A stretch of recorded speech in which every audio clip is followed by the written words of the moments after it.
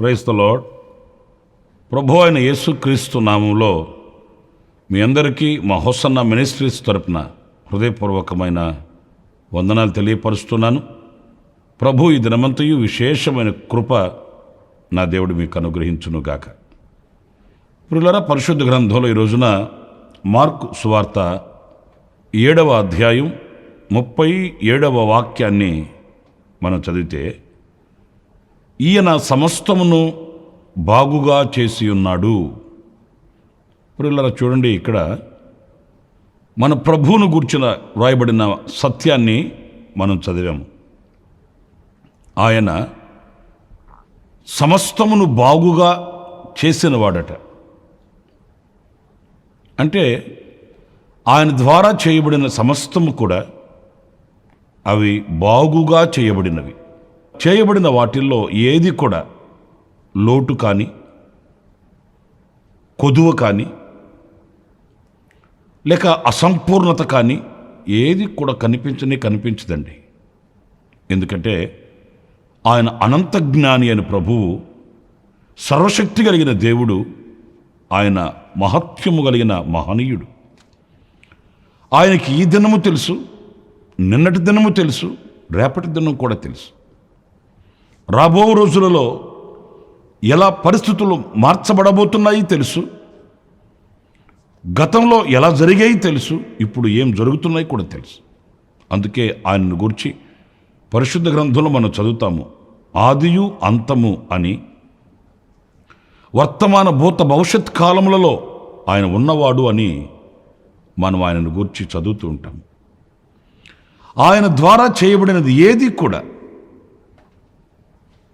మనకు వేదన కలిగించేవి, బాధ కలిగించేవి, మనల్ని చీకటిలోనికి నడిపించేవిగా కాకుండా బాగుగా చేయబడినవి.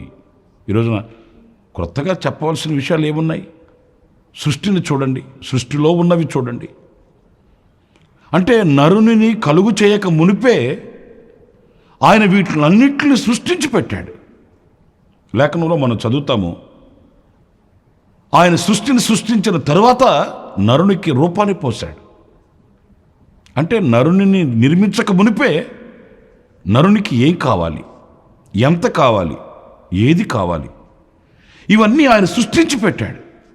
మరి సృష్టించబడిన వాటిలో చూడండి, ఏదైనా మానవునికి హాని కలిగించేది ఏమైనా ఉందా అని గనక మనం భూతద్దం పెట్టి వెతికినా కూడా ఒక్కటి కనిపించదండి. అన్నీ కూడా మన ఆశీర్వాదం కొరకు, మన దీవెన కొరకు, మన క్షేమము కొరకు. ప్రియులారా, తుదకు పిడికెడు మట్టి తీసుకొని ఆ మట్టిలో ఉన్న అణువుని, పరమాణువును కూడా పరిశీలించి చూడండి, అది కూడా మన క్షేమము కొరకు నిర్మించబడినవి. అవన్నీ బాగుగా చేయబడినవి, మనకు క్షేమముగా ఉండుటకు సృష్టించబడినవి. ఏది కూడా వ్యర్థమైనది కాదు అనే విషయాన్ని గుర్తిస్తే మనం ఎంతైనా ఆయనను స్తుతించబద్ధులము, ఆయనను ఆరాధించబద్ధులమండి. ఎందుకంటే కడుపున పుట్టినము, అందుచేత తల్లిదండ్రులైన వాళ్ళు ఎంతో కొంత మన కొరకు సమకూర్చి, దాచి ఉంచి, మన కొరకు అట్టిపెట్టి మనకు అప్పగిస్తారు. వాటిల్లో అన్నీ మనకు ఆశీర్వాదకరంగా ఉంటున్నాయా అంటే, వారు ఇచ్చారు, మనం తీసుకున్నాము. అందులో ఎన్ని మనకు ఆశీర్వాదకరంగా ఉన్నాయి అని అంటే, మన చేతిలో మనం ఉపయోగించుకునే విధానమును బట్టి అవి ఉపయోగకరమైనవి, ఉపయోగకరము కానివి అనేది మరి ప్రత్యక్షమవుతుందండి. అలాగే దేవుడు మనకిచ్చిన సమస్తం కూడా బాగుగా చేయబడిన శ్రేష్టమైనవి. వాటిల్ని మనం ఉపయోగించుకొని, వాటిల్ని మనం వాడుకునే విధానంలో అవి మనకు ఆశీర్వాదకరంగా, దీవెనకరంగా మలచబడతాయనే జ్ఞానం మనం కలిగి ఉండాలండి. చాలామంది వాళ్ళ చేతులతో వాళ్ళు తమ జీవితాన్ని నడుపుకొని, వాళ్ళ జ్ఞానంతో వాళ్ళ కుటుంబాన్ని కట్టుకొని, అది కుప్ప కూలిపోయిన తర్వాత ఏమంటారో తెలుసండి? దేవుడు లేడు, జీవుడు లేడు అంటారండి. వాళ్ళ జ్ఞానం చేత, వాళ్ళ శక్తి చేత, వాళ్ళ బలము చేత నడిపించబడుతూ, నిర్మించుకుంటూ, కట్టుకుంటూ, దాంట్లో విఫలమై అపజయం పాలైన తర్వాత దానిని దేవుని మీద రుద్దాలని చూస్తారండి. కానీ దేవుని మూలముగా కలిగినవి ఏవి కూడా మనకు వేదన కలిగించేవి, బాధ కలిగించేవి, అపజయాలకు తీసుకుని వెళ్ళేవి ఏవి కూడా కనిపించవండి.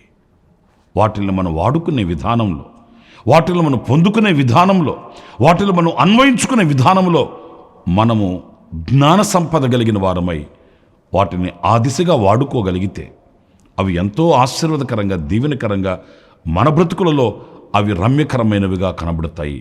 అందుకే ఆయన అన్నీ కూడా బాగుగా చేసినవాడు, ఆయన సమస్తమును బాగుగా చేశాడు అని ఇదిగో ఈ సత్యవాక్యం ఈ రోజున మన ఎదుట నిలుస్తుంది, మనల్ని సరిచేస్తుంది. ప్రియమైన దేవుని బిడ్డలారా, కుటుంబం కట్టబడాలన్నా, మన చేతి పనులు ఆశీర్వదించబడాలన్నా, మన ఉద్యోగ వ్యాపారాలు దీవించబడాలన్నా, వీటన్నిటికంటే శ్రేష్టమైనదిగా మన ఆధ్యాత్మికమైన జీవితం అది అంచెలంచెలుగా దీవించబడి అందరి కృపలో దాచబడాలి అని అనుకున్నా వాటిల్ని మనం దేవుని ఆత్మశక్తి చేత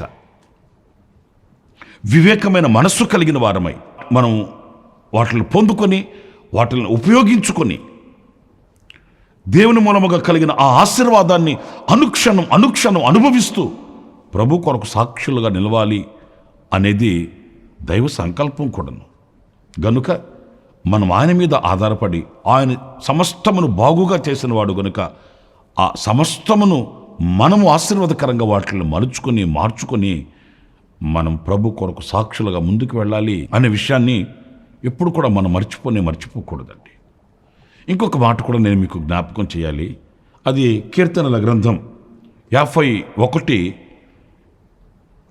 చరణంలో మనం చదివితే, నా దోషములు పోవునట్లు నన్ను బాగుగా కడుగుము, నా పాపము పోవునట్లు నన్ను పవిత్రపరచుము. ఎంతో శ్రేష్టమైన అమూల్యమైన మాట అండి ఇది. ఎందుకంటే ఇక్కడ నేను మీకు జ్ఞాపకం చేయాలనుకున్న మాట ఏంటంటే, నన్ను బాగుగా కడుగుము. ఎందుకని ఈ దైవజనుడు ఇలాంటి ప్రార్థన చేస్తున్నాడు అనంటే, ఒక మనిషిని సంపూర్ణమైన పవిత్రునిగా చేయగలిగిన శక్తి కలిగిన దేవుడు ఒకే ఒక్కడండి. ఆయనే నజరేయుడైన యేసు. మనిషిలో ఉన్న పాపాన్ని సంపూర్ణంగా తొలగించగలిగిన వాడు, పాపి అయిన మనిషిని పవిత్రునిగా నిలబెట్టగలిగిన దేవుడు. మానవుని యొక్క వస్త్రములు రక్తపాతమై రక్తసిక్తమై ఎర్రగా ఉన్నప్పటికీ ఆయన హిమము వలె మార్చుటకు శక్తి గల దేవుడండి. నా ప్రియమైన సహోదరులారా, యేసుక్రీస్తు ఈ లోకానికి దిగివచ్చి ఆయన ఆఖరి రక్తపు బొట్టు వరకు సిలువలో ఆయన చిందించడానికి గల కారణం ఏంటి? చాలామంది అమాయకంగా ఏమనుకుంటారంటే, ఆయన తీసుకుని వెళ్ళి సిలువ వేసి చంపుతుంటే ఆయన చేతగాని వాడి వలె మౌనంగా ఉండిపోయాడు, తనను తాను రక్షించుకోలేని వాడు సర్వలోకాన్ని అలా రక్షిస్తాడు అని అమాయకపు మత్తులో కొంతమంది ఈ రోజున ప్రభు వైపు చూస్తున్నారండి. కానీ ఆయన ఈ లోకాన్ని రక్షించడానికి, ఆయన ఆఖరి రక్తపు బొట్టును చిందించడానికి ఆయన ఈ లోకానికి వచ్చాడండి. బొచ్చు కత్తిరించు అని ఎదుట గొర్రెపిల్ల ఎలా మౌనంగా ఉంటుందో అలా మౌని అయి నిలిచాడు. ఎందు నిమిత్తం? ఆ పవిత్రమైన పరిశుద్ధమైన రక్తాన్ని కార్చి పాపపు ఊబిలో లోకపు అగాధములో కోరకపోయి ఉన్న మానవునికి శక్తిని ప్రసాదించి ఆ ఊబిలో నుంచి మానవుని లేవనెత్తి పవిత్రునిగా మానవుని ఆయన సరసన కూర్చొండబెట్టుకోవడానికి యేసుక్రీస్తు ప్రశస్తమైన రక్తం తప్ప మనల్ని కడిగే రక్తం మరొకటి లేనే లేదండి. కోడెల యొక్కయు ఎడ్ల యొక్కయు రక్తము వలన మనిషి పవిత్రుడు కాలేడు. మలినమైన మానవుని రక్తాన్ని శుద్ధి చేయగలిగిన పవిత్రుడైన యేసు రక్తం కావలసి వచ్చింది. ఊహలలో, తలంపులలో, కోరికలలో, ఉద్దేశాలలో, ఉద్రేకాలలో, నడవడికలలో మానవుడు పాపి అయి దేవునికి దూరమైపోయాడు. ఈ దేవునికి దూరమైపోయిన మానవుని మరలా ఆ పాపపు అనుభవాల్ని తొలగించి మానవుని మరలా తన దగ్గరకు చేర్చుకోవడానికి యేసుక్రీస్తు త్యాగశీలుగా ఈ లోకానికి దిగి వచ్చాడు. లోబడనల్లని ప్రజల వైపు చేతులు చాచి ఆహ్వానించాడు. ఆయనను చిత్రవదన చేసి అన్యాయమైన తీర్పులు తీర్చి ఆయనను మండుటి ఎండలో ఆకాశానికి భూమికి మధ్య వేలాడతీసినప్పుడు ఆయన సిలువలో తన రక్తాన్ని కార్చి సమాప్తమైనదని పలికాడే, ఆ కార్యమే మానవుని పవిత్రునిగా మార్చిన గొప్ప ఘనకార్యం. అందుకే ఈ కీర్తనలు మనం చదువుతాము. భక్తుడు ప్రార్థన చేస్తూ, నా దోషములు పోవునట్లు నన్ను బాగుగా కడుగుము. ఆయన సమస్తమును బాగుగా చేసిన వాడు మాత్రమే కాదు, ఆయన మన పాపములను బాగుగా కడిగి, అంటే ఏ మచ్చ మడత డాగు కళంకము లేని పవిత్రులుగా మనం నివసించినట్లు జీవించినట్లు మనల్ని సంపూర్ణమైనటువంటి పవిత్రునిగా చేయగలిగిన శక్తి గల దేవుడు మనం ఆరాధించే మన ప్రభు అయిన యేసుక్రీస్తు అండి. నా ప్రియమైన దేవుని బిడ్డలారా, ఈరోజు ఇంకా పాపపు ఊబిలోనే ఉన్నామా, లేక కడగబడిన వారమై పవిత్రుడైన దేవుని సరసన కూర్చుండడానికి కావలసిన యోగ్యతను అర్హతను కలిగిన వారమై మనం ముందుకు వెళుతున్నామా అనేది మనం ప్రశ్న వేసుకునవలసిన అనుభవం. కాలం సంపూర్ణమై ఉన్నది, దేవుని రాజ్యం సమీపించి ఉన్నది. మారు మనసు పొంది స్వార్థను నమ్ముడి అని వాక్యం చెబుతుంది. నా ప్రియమైన సహోదరులారా, ఇంకా ఈ వాక్యం వింటున్న మీలో పాప క్షమాపణ లేకుండా, యేసుక్రీస్తుని అంగీకరించకుండా, ఒకవేళ పవిత్రుడైన యేసుక్రీస్తు రక్తం యొక్క విలువ తెలియని అంధకారపు అనుభవాలలో ఉంటే, ఇది నీకు రక్షణ దినం అనుకూలమైన సమయం. ఆయనను నన్ను బాగుగా కడగమని నీవు వేడుకుంటే ఈ క్షణమే ఆయన పరిశుద్ధమైన పవిత్రమైన రక్తమును నీ మీద చిందిస్తాడు, ప్రోక్షిస్తాడు, నీ పాపములు తొలగిస్తాడు, విజయాన్ని నీ చేతికిస్తాడు. విజయ పదములో, ప్రగతి పదములో పరలోక రాజ్య పౌరునిగా నిన్ను ఆయన తీర్చిదిద్దుతాడనే విషయాన్ని మరొకసారి నేను మీకు జ్ఞాపకం చేస్తున్నాను. నా ప్రియమైన సహోదరులారా, పరిశుద్ధ గ్రంథంలో మరొక మాట కూడా మనం చదివితే, అది 81వ కీర్తన 10వ చరణంలో మనం చదివినప్పుడు, ఐగుప్తీయుల దేశంలో నుండి నిన్ను రప్పించిన నీ దేవుడు నగు యెహోవాను నేనే, నీ నోరు బాగుగా తెరువుము, నేను దాన్ని నింపెదను. ఇక్కడ చూడండి, నీ నోరు బాగుగా తెరువుము, నేను దానిని నింపెదను. అంటే మన ప్రభు ఎవరు అనంటే, మనం ఎంత అనర్గళంగా ఆయనను అర్జించగలుగుతామో, ప్రార్థించగలుగుతామో, వేడుకోగలుగుతామో, ఆ విషయంలో ఒక సంపూర్ణమైన ఆశీర్వాదాన్ని కలిగించే దేవుడండి. ఈ రోజున అల్పమైనటువంటి ఆలోచనలతో, స్వల్పమైన మనస్తత్వంతో ఇలా బ్రతుకుతున్నాను, చాలే, ఇది అడిగాను, ఇంత మట్టుకు చాలే అన్నట్లుగా ఉన్నామా? లేక బాగుగా తెరవబడిన నోరు ఎలాగైతే ఆయన సన్నిధిలో అనేక విషయముల నిమిత్తమై ప్రార్థించి అర్జించి మేలును కోరుకుంటుందో అలాంటి ఉన్నతమైన ఆశయాలతో ముందుకు వెళుతున్నామా అనేది మనకు ఒక ప్రశ్న. కొంతమంది రక్షింపబడి నేను యేసుప్రభువుని నమ్ముకున్నాను చాలే అనుకుని తృప్తి పడిపోతారండి. బాప్తిసం పొంది, బాప్తిసం కూడా పొందేశాను కదా, ఇంకేంటి పరలోక రాజ్యం నాకు కాకుండా ఇంకెవరికి అన్నట్లుగా సంబరపడుతుంటారండి. పరిశుద్ధాత్మ అభిషేకాన్ని పొందుకొని, పరిశుద్ధాత్మ కూడా నేను పొందుకున్నాను కదా, ఇక నాకు ఏంటి ఆటంకం అన్నట్లుగా వాళ్ళు ఆనందిస్తుంటారండి. కానీ అలా కాదు. క్రీస్తుకు కలిగిన సమానమైన సంపూర్ణతకు మనం ఎదిగేటంతవరకు కూడా బాగుగా తెరవబడిన నోరు ఎలాగైతే అనేక ఆశీర్వాదాల కొరకు ప్రార్థిస్తుందో అలాగునే అలాంటి ఉన్నతమైన ఆశయం కలిగి మనం ఆయన సన్నిధిలో ప్రార్థిస్తే ఆయన దీవెనలతో నింపుతాడు. మనం అడిగిన వాటిని ప్రసాదిస్తాడు. మన గుండెల్లో ఉన్న కోరికలు తీరుస్తాడు. మన కోరికలు సిద్ధింపచేస్తాడు. అంతేకాదు, వాక్యంలో మరో శ్రేష్టమైన మాట ఏంటంటే, అడిగిన వాటికంటే, ఊహించిన వాటికంటే అత్యధికముగా చేయు శక్తి గల దేవుడు అంటండి మనం ఆరాధించే మన ప్రభు అయిన యేసుక్రీస్తు.